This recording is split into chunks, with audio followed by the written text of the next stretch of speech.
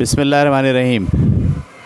तो हम क्या पढ़ रहे हैं, अब टेक्स्ट को कैसे पढ़ा जाए। आपके पास कोई कहानी है, कोई मटेरियल है, कोई अखबार है, कोई रिसाला है, कोई मज़मून है, कोई सबक है, ठीक है। वो जब आप पढ़ते हैं तो कैसे उसको पढ़ेंगे कि उससे आप ज़्यादा से ज़्यादा सीख पाएँ, ठीक है।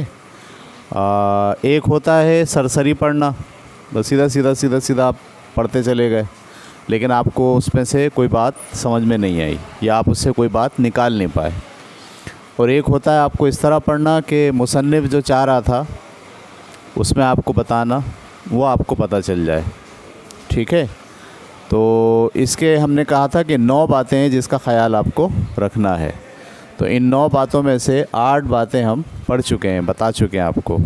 और अब हम शुरू कर रहे हैं कौन सी बात, 9वीं बात, ठीक है। आइए बैठे, आए निकले।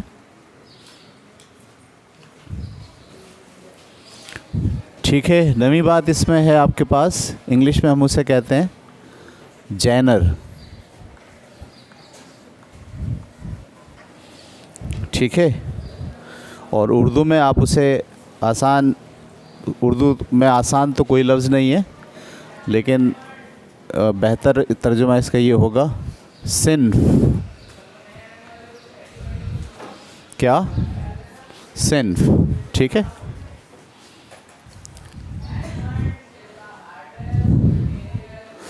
तो सिन्फ से क्या मुराद है?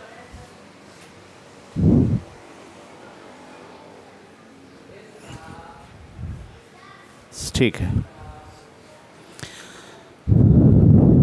सिन्फ का मतलब जो मटेरियल आप पढ़ रहे हैं वो किस किस्म का है, ठीक है। बहुत सारी किस्में होती हैं, जो मवाद आप पढ़ते हैं उसकी बहुत सारी किस्में होती हैं। जैसे सादा सी बात ये कि एक है शायरी और एक है नसर। नसर सीधा सीधा लिखा हुआ है सबक की तरह, शायरी सीधा सीधा नहीं है, उसमें शेर हैं, पहला मिसरा, दूसरा मिसरा, तीसरा मिसरा।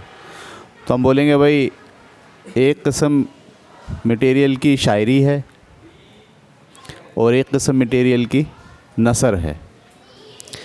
लेकिन अगर नसर पढ़ रहे हैं आप सिर्फ, अभी हम शायरी को अलग रख रहे हैं, शायरी की बात नहीं कर रहे। अगर आप नसर पढ़ रहे हैं तो नसर भी जो है वो कई तरह का हो सकता है। तो उसकी जो इसनाफ़ हैं वो हम आपसे डिस्कस करने जा रहे हैं आज। तो पहली जो किस्म है तहरीर की वो फ़िक्शन है।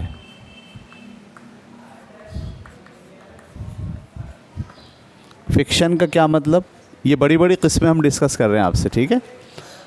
छोटी किस्में फिर इसकी भी मज़ीद किस्में होंगी, लेकिन पहले ये समझिए कि फ़िक्शन से क्या मुराद है, ठीक है।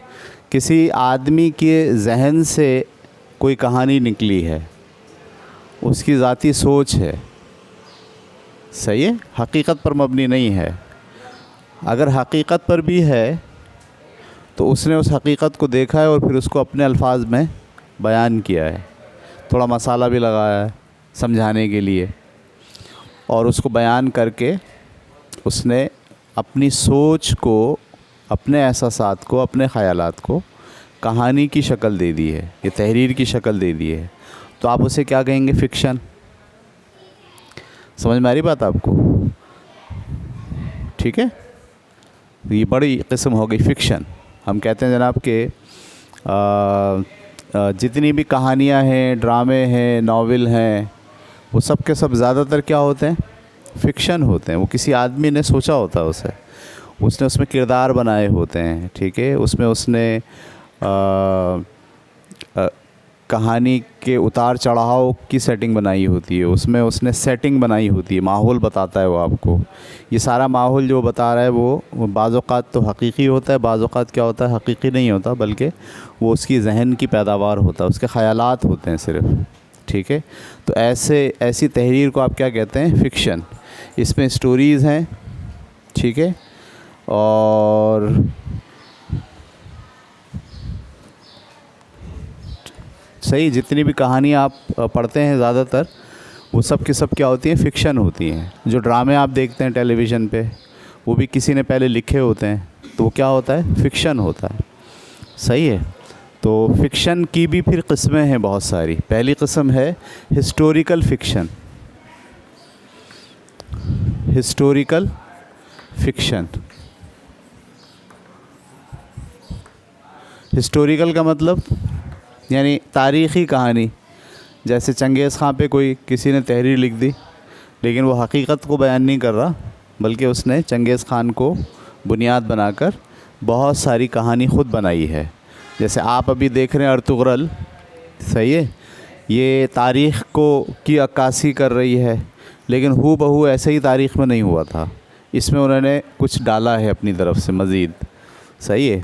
तो हम बोलेंगे कि ये जो अर्तुगरल का ड्रामा है, ये दरअसल हिस्टोरिकल फ़िक्शन है तो फ़िक्शन किसी आदमी की जहन की पैदावार है, लेकिन 100% ख़यालात उसके अपने नहीं हैं, बल्कि उसने कुछ चीज़ें कहाँ से ली हैं, तारीख़ से ली हैं। तो वो तारीख़ी फ़िक्शन कहलाएगा, उसे बोलेंगे हिस्टोरिकल फ़िक्शन। ये बात आपकी समझ में आ गई। उसके बाद दूसरा है science fiction. Science fiction, science fiction का क्या मतलब होता है, फ़िक्शन पे बात हो रही है। साइंस फ़िक्शन का मतलब ये होता है कि ऐसी कहानी जिसमें जो मौजू हो वो साइंस के मुस्तक़बिल या हाल को बयान कर रहा हो। ठीक है। ज़्यादातर हाल को बयान नहीं करता, वो मुस्तक़बिल को बयान करता है कि आने वाले वक्त में ऐसा हो जाएगा। ठीक है। मिसाल के तौर पर मैंने एक मुसन्निफ़ है बहुत अच्छा, उसका नाम है रोल्ड डेल, इंग्लिश में लिखता है वो। तो वो जो कहानी लिखता है वो साइंस फ़िक्शन पे भी होती है। ठीक है। एक कहानी मैंने उसकी पढ़ी कि एक आदमी है, सही है, साइंटिस्ट है, उसको इस बात का शौक़ है कि इंसान जब मरता है तो उसका दिल तो फ़ौरन रुक जाता है, ठीक है, लेकिन दिमाग उसका फ़ौरन नहीं रुकता। वो तकरीबन 6 घंटे तक ज़िंदा रहता है। तो उसका ये ख़याल था कि अगर हम किसी इंसान के इंतकाल पर उसके दिमाग को निकाल लें, उसके दिल को निकाल लें और दिमाग को निकाल के उसमें खून की मिक़दार सही पहुंचाएं और आँखों के साथ उसको जोड़ दें, तो आदमी का बॉडी तो दफनाया जा सकता है, लेकिन वो जो आदमी है, आदमी कहाँ है, उसका ख़्याल ये कि आदमी दिमाग है, बस हम जो सोच रहे हैं यही दिमाग, यही इंसान है, बॉडी उसके साथ है। तो बॉडी तो मर गई, वो बॉडी जो है वो फिर डीग्रेड होती है। डीग्रेड का मतलब वो सड़ना शुरू होती है। लेकिन दिमाग जो है, अगर उसको मामूली सी तवानाई दी जाए और उसको ऐसे केमिकल में रखा जाए कि जहाँ पर वो सड़े नहीं, सही है, और उसको मुनासिब ऑक्सीजन पहुँचाई जाए, तो वो आदमी महफूज हो सकता है। जैसे आइंस्टाइन का दिमाग महफूज रखा हुआ है अभी भी, वो सड़ा नहीं है, लेकिन वो मर गया है क्योंकि उसको जब इंतकाल के कई दिनों बाद उसका दिमाग निकाला। इस आदमी का ख़्याल ये है कि अगर हम 6 घंटे से पहले ही दिमाग निकाल लें और इंसान की आंखें निकाल के उसको लगा दें, तो ठीक है, और फिर उसको एनर्जी दें, तो हो सकता है कि वो ऐसे उठे जैसे वो सोया था और दोबारा से उसकी आँख खुल गई है।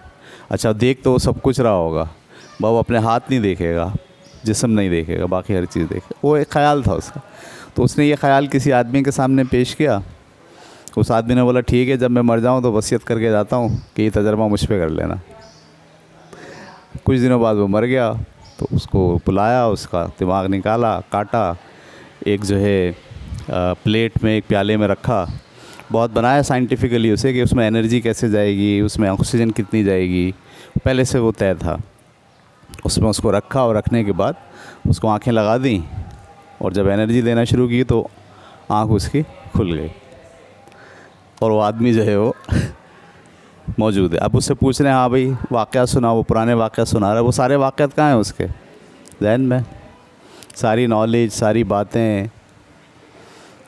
बड़ी अच्छी कहानी है, आप लोग पढ़िएगा, ज़बरदस्त। इंग्लिश में है, उर्दू में नहीं है।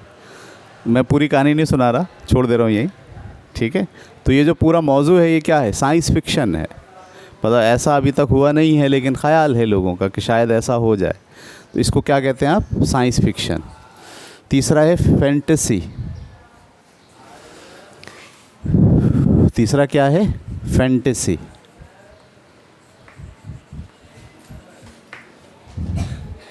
ठीक है, फैंटेसी का क्या मतलब होता है?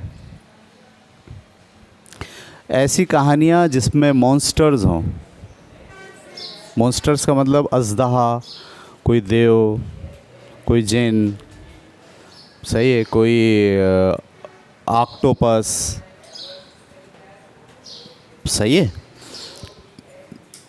परी हो, कोई परी, फेरी टेल बोलते हैं आप उसे। ठीक है, सुपर नेचुरल चीज़ें हों, उसे आप क्या कहते हैं? फैंटेसी। आज के ज़माने में सुपर नेचुरल कौन सी सीरीज़ है? वो एवेंजर्स। एवेंजर्स देखे आपने फिल्म एवेंजर्स? उसमें एक आदमी के पास हथौड़ा होता है, एक आदमी उड़ने वाला होता है, एक आदमी पत्थर का होता है, एक उसमें हक है, वो बन जाता है फ़ौरन।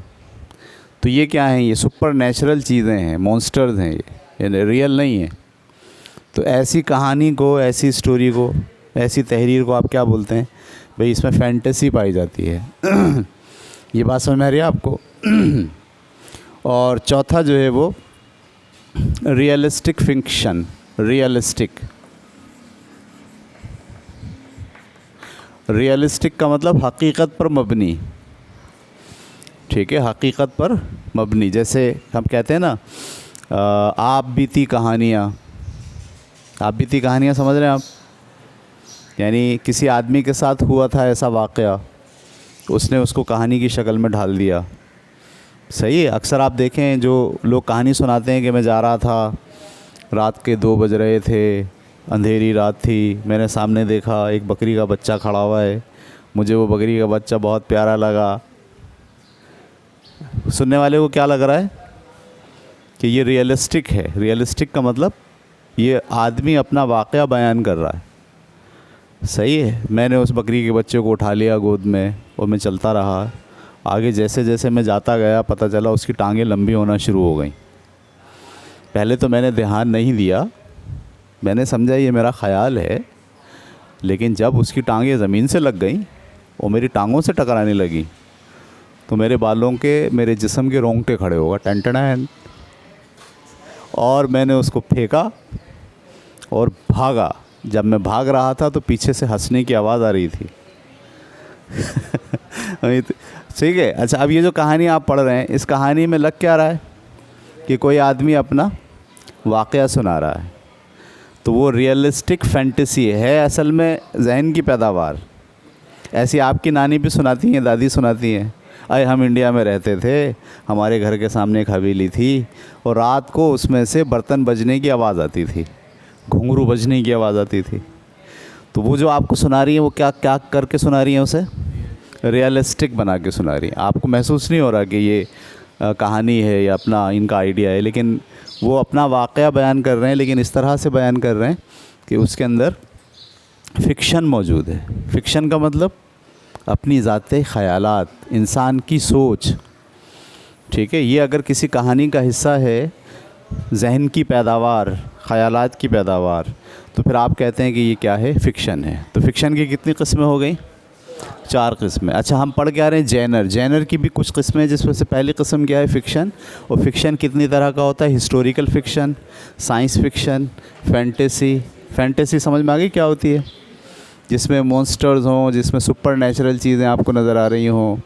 ठीक है। और रियलिस्टिक। अभी ठीक है, अभी कुछ चीज़ें साइंटिफिक और फैंटेसी दोनों को मिला देते हैं। ठीक है। मिसाल के तौर पर वो गए चाँद पे, किसी दूसरे सैयारे पे उनका रॉकेट उतरा, वो वहाँ से निकले। जब निकले तो पता चला वहाँ अजीब तरह की मखलूक है। एक मखलूक जो है वो क्या है? फैंटेसी है। और जो डिस्कस कर रहे हैं वो क्या है? साइंस है। तो अब इस कहानी के अंदर साइंस और फैंटेसी दोनों को मिक्स करके फ़िक्शन बनाया गया है। कहीं ऐसा होता है हिस्ट्री को रियलिस्टिक के साथ मिला देते हैं। हिस्ट्री को रियलिस्टिक का मतलब ये है कि एक आदमी इस तरह से लिखे कि जब मैं पाकिस्तान आया इंडिया से तो रास्ते में मैंने क्या देखा। समझ में आ रही बात आपको? तो आपको लग क्या रहा है? ये आदमी अपनी बात बयान कर रहा है, ये तो रियलिस्टिक है। लेकिन उसने कौन सी बात बयान कर रहा अपनी 70 साल पुरानी हिस्ट्री को बयान कर रहा है। तो हम बोलेंगे रियलिस्टिक और हिस्ट्री वाला फ़िक्शन मिक्स हो गया है। तो बाज़ औक़ात किसी कहानी में सिर्फ़ एक मौजू होता है, एक टाइप की जो है वो फैंटेसी होती है, सॉरी फ़िक्शन होता है। बाज़ कहानियों में एक से ज़्यादा फ़िक्शन भी आपको मिल रहे होते हैं। लेकिन आपको ये पता चलना चाहिए कि कहानी का जो तर्ज़ है वो फ़िक्शन है। फ़िक्शन का मतलब इंसान की सोच, इंसानी ख़यालात, ठीक है, मुसन्निफ़ की अपना आइडिया जो जहन की पैदावार है। क्लियर हो गई बात आपको? उतार लीजिए इसको साथ साथ। दूसरी चीज़ क्या है? दूसरी चीज़ नॉन फिक्शन है। इसी का उलट नॉन फिक्शन। नॉन फिक्शन का मतलब जो इंसानी ख़यालात ना हो, ठीक है,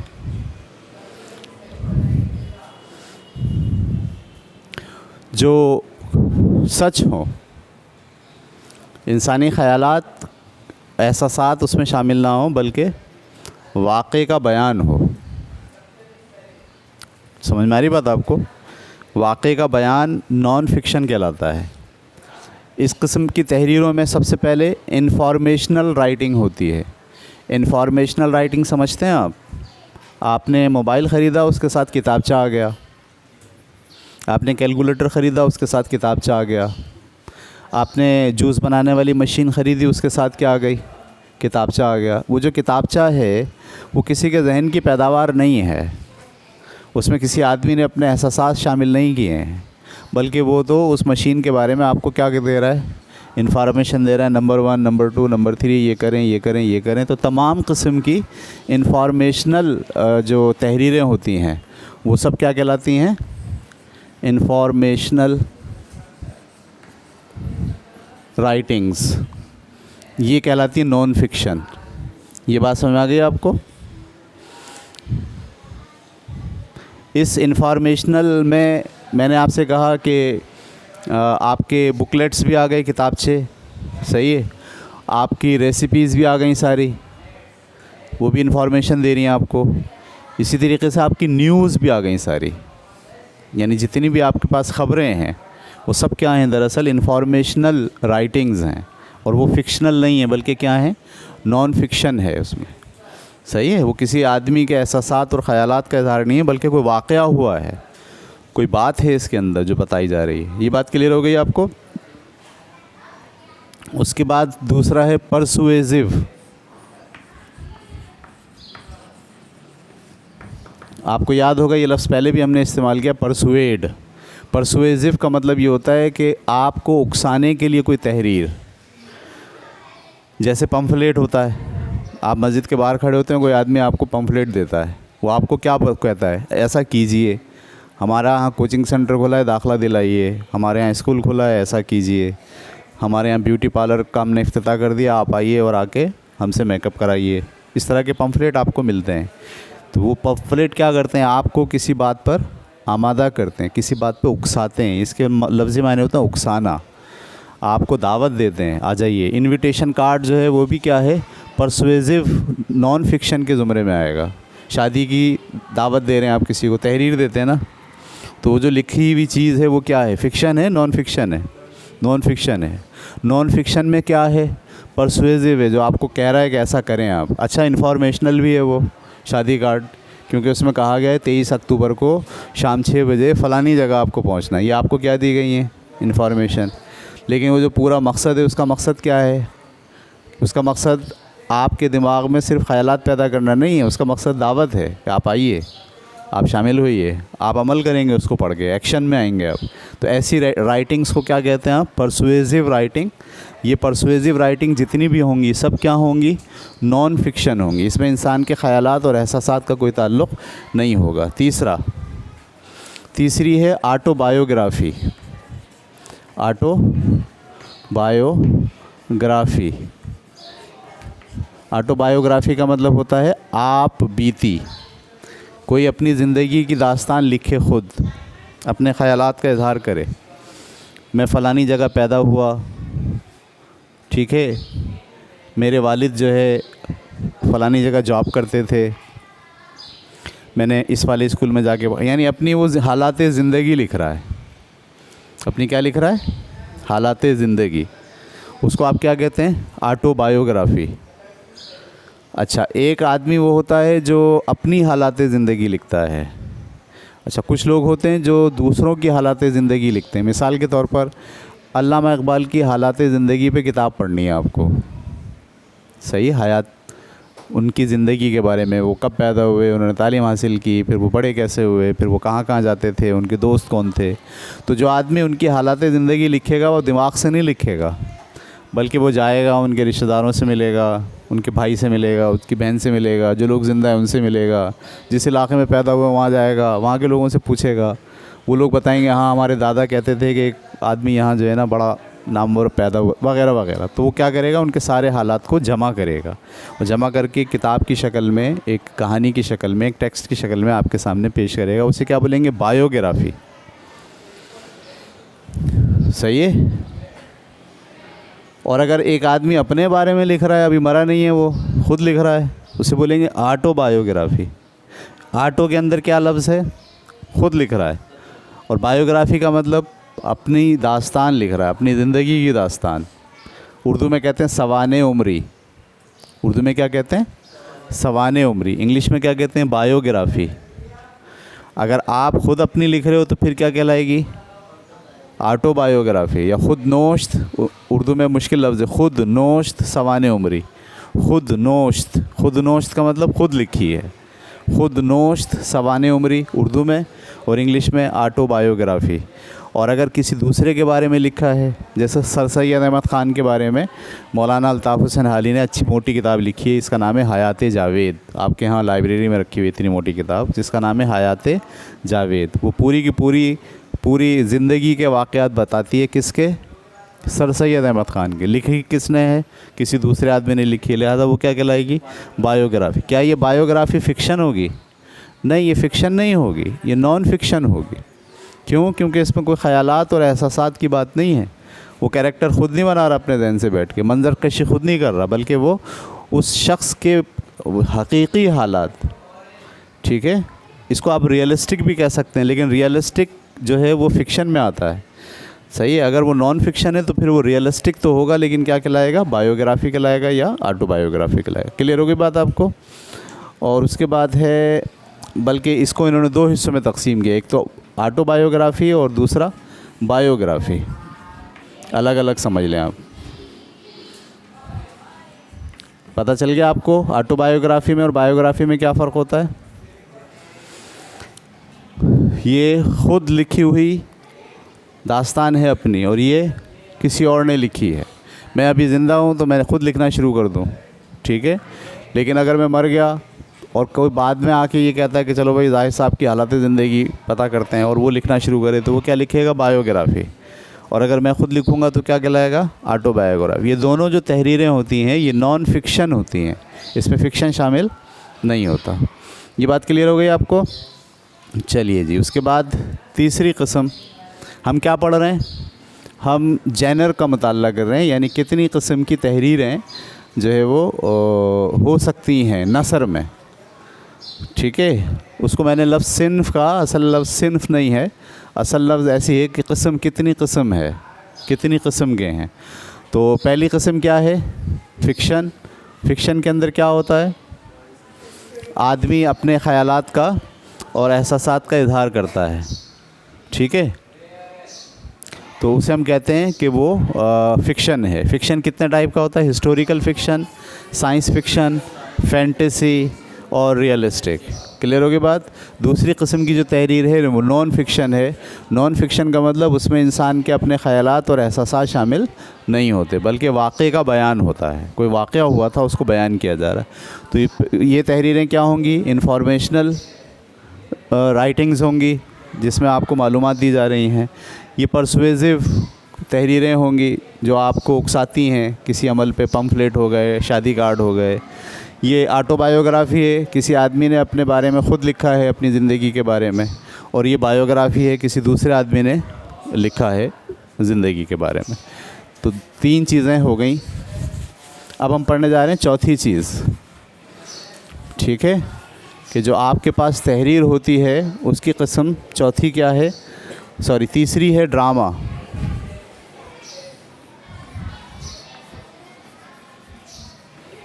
तीसरी किस्म क्या है, ड्रामा। ड्रामे दो तरह के होते हैं, नंबर एक कॉमेडी और नंबर दो उसको ड्रामा ही कहते हैं, ट्रेजेडी।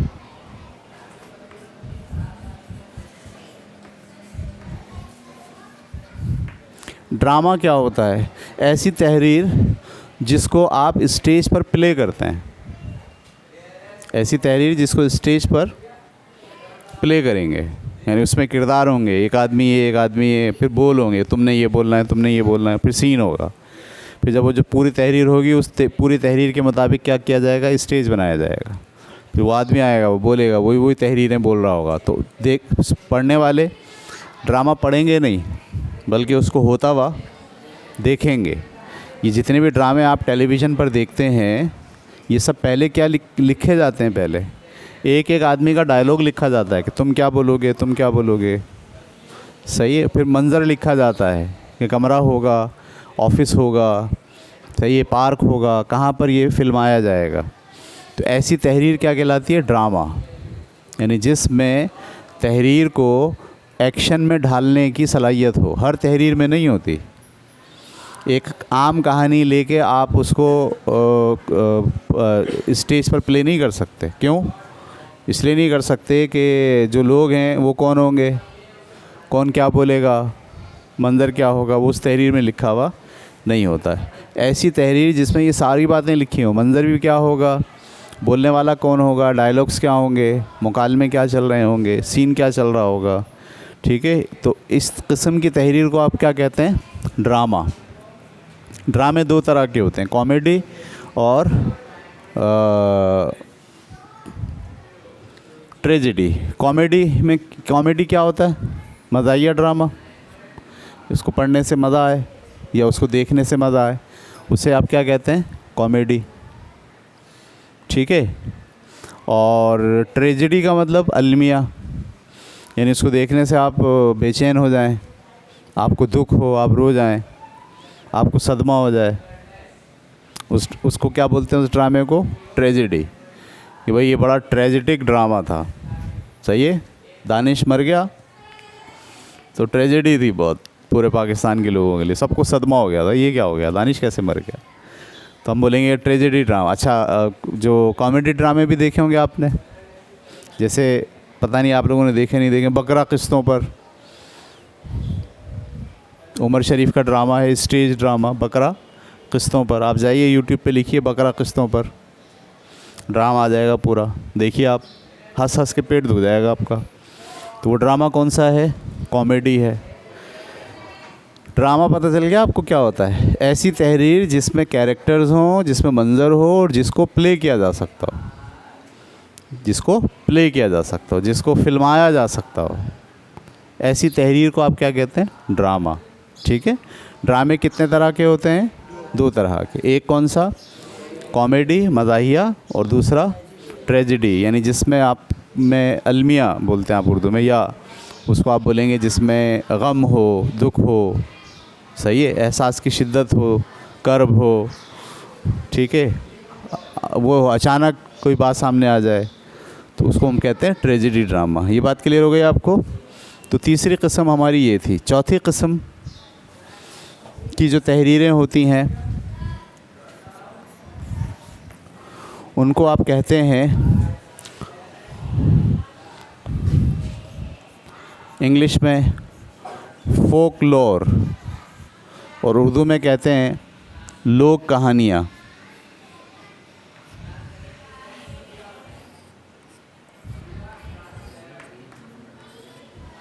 इंग्लिश में क्या कहते हैं, फोकलोर, और उर्दू में क्या कहते हैं, लोक कहानियाँ, ठीक है। ये कौन सी कहानियाँ होती हैं, आम तौर पर ये तहरीर तो हो जाती हैं, लेकिन ये वो कहानी होती है जो सुन के आगे बढ़ती है।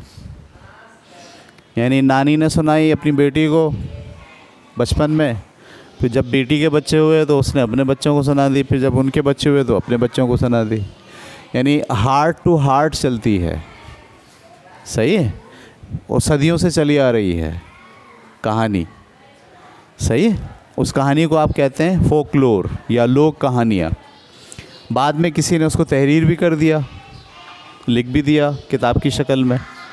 तो अब अगली नस्ल जो है वो बाज़ सुन के उसे याद रख दिए और बाज़ उसको पढ़ गए। लेकिन वो जो पढ़ी हुई किताब कहानी है वो किसी ने उसको, मुसन्निफ़ ने, वो उसकी अपनी ख़याल की दास्तान नहीं है, बल्कि उसने माशरे में बहुत से लोग जानते हैं।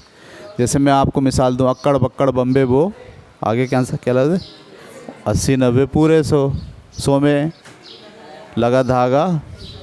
ये कहीं पढ़ा आपने? नहीं पढ़ा। आया कहाँ से आपको? सोसाइटी से, लोगों से, घर से, बहन भाइयों से। सही है। तो इस तरह की जो कहानियाँ हैं, टंग ट्विस्टर्स भी होते हैं उसके अंदर। ठीक है, अभी हम उसकी कितनी किस्में ये पढ़ते हैं, देखते हैं एक एक करके कि कितनी किस्म की चीज़ें उसमें हो सकती हैं। लेकिन आपको ये पता चल गया कि लोक कहानियाँ या फोकलोर से क्या मुराद है। ऐसी तहरीरें जो बुनियादी तौर पर किसी आदमी का आइडिया ना हो, बल्कि सोसाइटी और माशरा जिसको एक मुंह से दूसरे मुंह, एक हार्ट से दूसरे हार्ट, यानी एक दिल से दूसरे दिल में वो मुंतकिल हो रही हो, सुन कर लोग उसको याद रख रहे हों और आगे बढ़ा रहे हों। तो इस किस्म की जो स्टोरीज़ होती हैं या इस किस्म की जो तहरीरें होती हैं उन्हें हम कहते हैं लोक कहानियाँ। कितनी किस्म की होती हैं? Number 1 fairy tale. क्या? Fairy tell. फेरी टेल का क्या मतलब होता है? परियों की कहानियाँ। जैसे मिसाल के तौर पर आपने सुना है बेशुमार कहानियाँ इंग्लिश में तो हैं जो फेरी टेल हैं। सही है। जैसे सिंड्रेला कहानी सुनिए, सिंड्रेला की। वो एक लड़की थी, उसकी माँ मर गई थी, उसके बाप ने दूसरी शादी कर ली थी, वो माँ सुतैली थी, वो उसको खूब जो है वो सज़ा देती थी और सारा काम घर का करवाती थी। फिर एक दिन उसके पास जो है वो कोई जादूगरनी आई। फेरी टेल है ये आपको किसी किताब में मिल तो जाएगी, लेकिन किताब वाले ने जो लिखी है वो ख़ुद से नहीं लिखी है। वो पूरे माशरे के अंदर जो ये कहानी घूम रही थी सिंड्रेला की। सही है। और एक कहानी थी ब्यूटी एंड बीस्ट। पढ़ी आपने ब्यूटी एंड बीस्ट या नहीं? ब्यूटी एंड बीस्ट का मतलब वो एक हसीन जो है वो शहज़ादी है और एक जो है वो दरिंदा सिफत इंसान है। सही है। तो वो उसको उठा के ले आया है, लेकिन वो उससे मोहब्बत करता है, वगैरह वगैरह, इस तरह की कहानी है। इसको हम क्या कहते हैं? Fairy tale. बेशुमार फेरी टेल हमारे यहाँ मौजूद हैं। इंग्लिश में तो बहुत हैं। उर्दू में हमारे यहाँ टार्ज़न की कहानी, आपने पढ़ी है? टार्ज़न आपने उम्र यार की कहानी पढ़ी है? सही है। तो ये कहानियाँ किसी आदमी की तख्लीक़ नहीं होती अभी, लेकिन ये होती भी हैं। अभी जो नए ज़माने में कोई आदमी अगर उम्र यार की कहानी लिखेगा तो वो फ़िक्शन होगी। ठीक है। लेकिन किसी दादी ने, किसी नानी ने कोई कहानी सुनाई हुई है। जैसे शेख चिल्ली वाली कहानी आपने सुनी है, जो ये सोचता है कि मैं एक मुर्गी का अंडा अगर लूँगा, उसको नीचे मुर्गी के रखूँगा तो उसमें से बच्चा निकलेगा और वो बच्चा बड़ा होगा, फिर वो अंडे देगा, फिर और बच्चे होंगे। वो पूरी कहानी जो चल रही है, वो कहानी जो है वो शेख चिल्ली की, ये फेरी टेल है हमारे यहाँ। फेरी टेल का मतलब ये कि जो सदियों से लोग एक दूसरे को सुनाते हुए आ रहे हैं, बाद में वो किसी किताब में भी लिख दी जाती है। तो ये बात आपकी समझ में आ गई कि लोक कहानियों की एक किस्म क्या है? Fairy tale. दूसरी किस्म फैबल। दूसरी किस्म क्या कहलाती है? फैबल। इंतहाई मुख्तसर सी कहानी जिसका कोई नतीजा निकलता है। इंतहाई मुख्तसर सी कहानी जिसका कोई मोरल, अखलाक़ी पहलू हो। सही है। तो लोमड़ी जा रही थी, देखा उसने अंगूर लटके में बहुत सारे, उसके मुंह में पानी भराया, वो उछली, छलांग लगाई, तोड़ने की कोशिश की, एक छलांग से नहीं टूटी, दूसरी से नहीं टूटी, काफ़ी कोशिश करने के बाद उससे अंगूर नहीं टूटे। तो ये कहकर आगे बढ़ गई कि अंगूर खट्टे हैं। यानी ये नहीं कि मैं नहीं कर पाई, नहीं, बल्कि क्या है, अंगूर ही खट्टे हैं। तब ये जो कहानी है इसका मोरल क्या है, जब आपसे कोई काम ना हो और आप उस काम से फ़रार इख्तियार करें तो अपने ऊपर ना डालें बल्कि कोई दलील दे दें। ये मोरल है। समझ में आ रही बात आपको? 2 बैल थे, दोनों में बड़ी दोस्ती थी, वो घास एक साथ चरते थे, कोई भी उनकी तरफ देख के हमला करने की ज़रूरत नहीं कर सकता था। एक दफ़ा लोमड़ी ने ये ख़याल किया कि शेर को कहा जाए कि इसको खाए। शेर ने बोला ये दोनों इतने तगड़े हैं, मैं अगर इनके पास जाऊंगा तो ये दोनों मुझे मार देंगे। लोमड़ी ने कहा नहीं, मैं इन दोनों को अलग करती हूँ। अब लोमड़ी गई, लोमड़ी जाके दोनों के कान भर रही है, उसको इसके ख़िलाफ़ बोल रही है उसको, तो दोनों आपस में झगड़ गए। एक ने उसको मारा, बैल को। बैल बोला कल से मैं नहीं आऊँगा तुम्हारे साथ। अब एक बैल वहाँ जाके खा रहा और एक बैल, यही था काम किसका? लोमड़ी का। लोमड़ी ने जब ये कर दिया तो शेर आया और उसने अचानक पहले एक बैल को खाया और फिर दूसरे बैल को। मोरल क्या है? मोरल ये है कि इत्तेहाद में बरकत है। जब तक इत्तेहाद होगा कोई आपको, तो ऐसी छोटी छोटी मुख्तसर कहानियाँ जिसमें कोई मोरल हो, जिसमें कोई अखलाक़ी पहलू। अभी मैंने देखा था छोटी क्लास में, ये पता नहीं आपकी क्लास में, ये बड़ी स्टोरी से पहले ताबिश भाई जो आपको स्टोरीज़ भेज रहे थे वो फेबल थी। फेबल का मतलब वो एक छोटी सी कहानी होती थी, एक तस्वीर होती थी उसमें। उस पूरी कहानी को पढ़ने के बाद फाइनल में आप पहुंचते थे कि भाई इसके अंदर ये इसका नतीजा है। समझ में आ गई बात आपको? तो जो लोक कहानियाँ हैं वो 2 किस्म की हमने डिस्कस कर दी आपके सामने, एक फेरी टेल और एक फेबल। चौथी किस्म की कहानी होती है, उसको कहते हैं तीसरी किस्म की मिथ।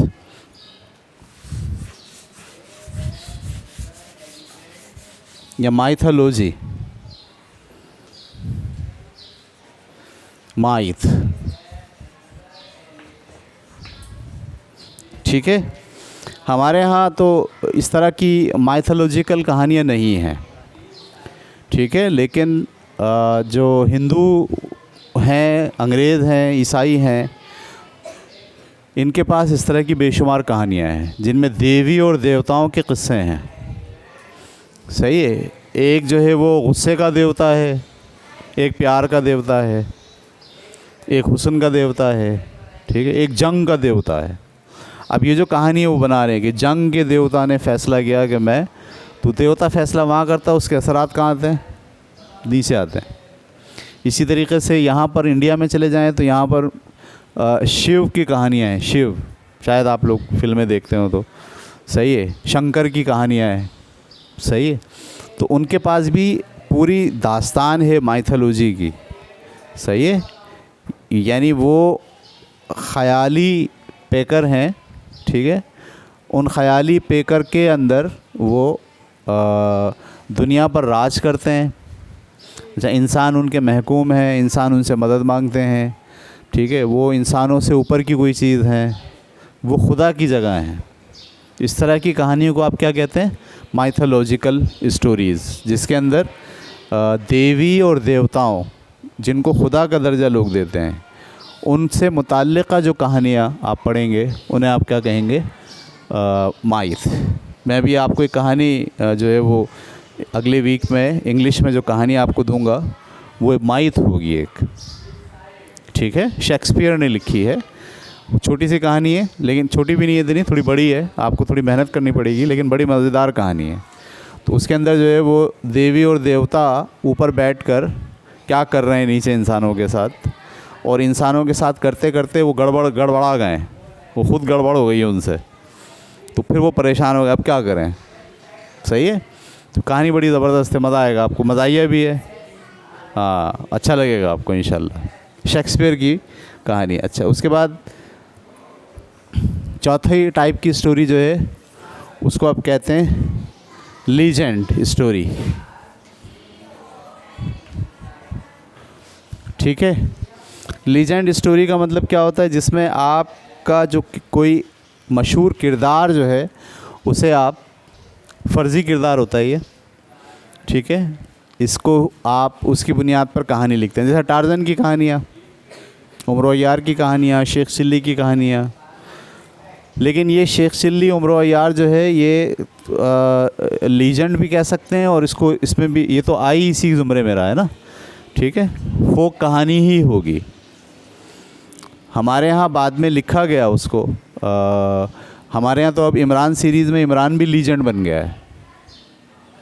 इमरान सीरीज़ पढ़ी है आपने? नहीं पढ़ी? 7वीं 8वीं के बच्चे इमरान सीरीज़ नहीं पढ़ रहे तो ज़िंदगी बर्बाद है पूरी। सही है, इमरान सीरीज़ पढ़ें। आपके यहाँ स्कूल में रखी हुई है बहुत सारी इमरान सीरीज़। मिस को बोलें रोज़ाना लेके जाया करें, एक कहानी लेके जाइए, एक आध हफ्ते में पढ़ ली जाएगी, उसको वापस जमा करा दें, फिर दूसरी ले लें।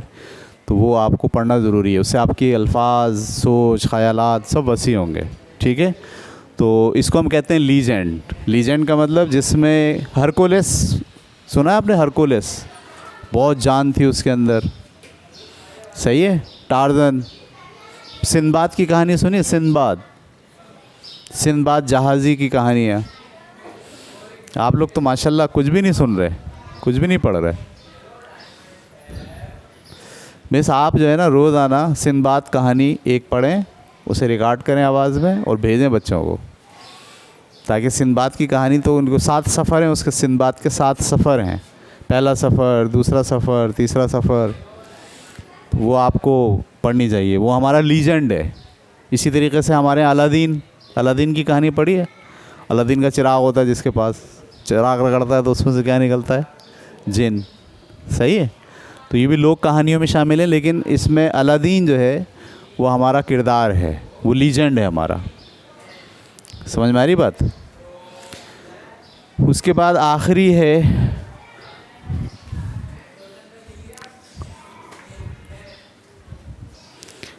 Tell tell.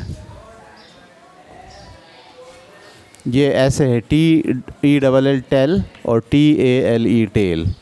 टेल टेल जो है वो कहानियाँ हैं जो जंगल के अंदर जो है उसके समा को बताती हैं।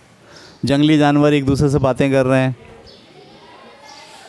सही है। अदालत लगी हुई है, जज कौन बना हुआ है? बंदर को जज बनाया हुआ है। अब ये जो कहानी आप पढ़ रहे हैं ये दरअसल क्या है?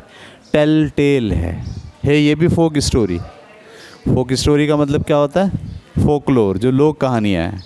तो लोक कहानियों की कितनी किस्में हैं? 5। कौन कौन सी? फेरी टेल, फेबल, मिथ या माइथ, लीजेंड और टेल। फेरी टेल में क्या होगा? परियों की, जिनों की, इस तरह की कहानियाँ जो होती हैं हमारे यहाँ, जो छोटे बच्चों को सुनाते हैं बिस्तर पे सुलाने से पहले। सही है। उसके बाद फेबल क्या होती है? कोई ऐसी कहानी जिससे कोई अखलाक़ी नतीजा निकले, उसे कहते हैं फेबल। बहुत सारे फेबल हैं, आप जाके सिर्फ लिखिए गूगल के ऊपर फेबल, इतनी सारी कहानी आ जाएंगी। छोटी छोटी सी होती हैं, एक पैराग्राफ की, ज़्यादा लंबी नहीं होती, एक पैराग्राफ की होती है। आपने पढ़ी, नतीजा निकाल लिया, पढ़ी, और हर कहानी के आखिर में लिखा हुआ भी होता है नतीजा, इस कहानी का नतीजा ये है। और माइथ क्या होती है? जिसमें देवी देवता, जो खुदा का दर्जा जिनको लोगों ने दिया हुआ है, उनकी जो कहानियाँ होती हैं उसे क्या कहते हैं? माइथ।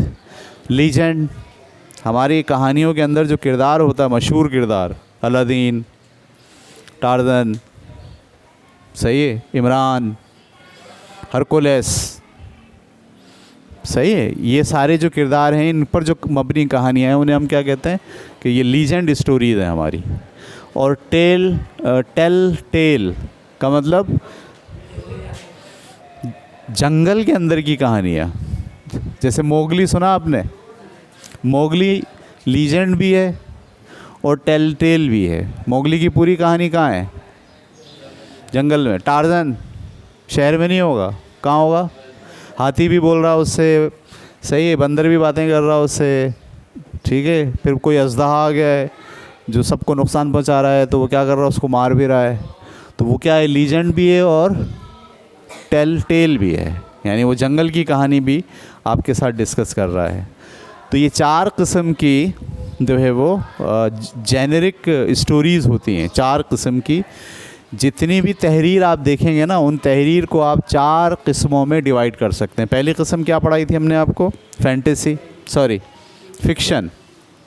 पहली चीज़ क्या थी? फ़िक्शन। दूसरी चीज़ क्या थी? Non fiction. तीसरी चीज़ क्या है? ड्रामा। और चौथी चीज़ क्या है? फोक लोर। सही है। फोकलोर, फोकलोर का मतलब लोक कहानियाँ। उतार लीजिए इन सबको आप। ठीक है, तो हम अपनी इस बात का और इस पूरी क्लास जो हमारी चल रही थी 5 क्लासेस पर मुश्तमिल हुई, इसका ख़ुलासा हम मुख्तसर से बयान कर देते हैं कि बुनियादी तौर पर जब आप कोई टेक्स्ट पढ़ते हैं, कोई किताब पढ़ते हैं, तो आप चाहते हैं कि उस किताब में जो मुसन्निफ़ ने लिखा है आप उस तक पहुँचें। ठीक है, तो उस तक पहुँचने के लिए आपको 9 बातों का ख़याल रखना पड़ता है। ये 9 बातें जब तक आपके जहन में नहीं होंगी, जब तक आप उस कहानी से ज़्यादा खातिर खा फ़ायदा नहीं उठा सकेंगे। मिसाल के तौर पर कोई कहानी हम सुनाएं आपको और वो हो क्या, वो फेरी टेल हो, और आप उसको समझ के क्या बोलें, ऐसा कभी हो सकता है? यानी आप उसको क्या समझ रहे हो, नॉन फिक्शन समझ रहे हो, आप उसको रियल समझ रहे हो, आप उसको इन्फॉर्मेशन समझ रहे हो, हालांकि है क्या, वो फेरी टेल है। तो जब आपको पता होगा भाई ये तो फेरी टेल है, मिसाल के तौर पर आपने जो अभी पढ़ी थी कावर्ड लाइन, वो क्या थी, फेरी टेल थी, वो रियल नहीं थी, वो फेरी टेल थी।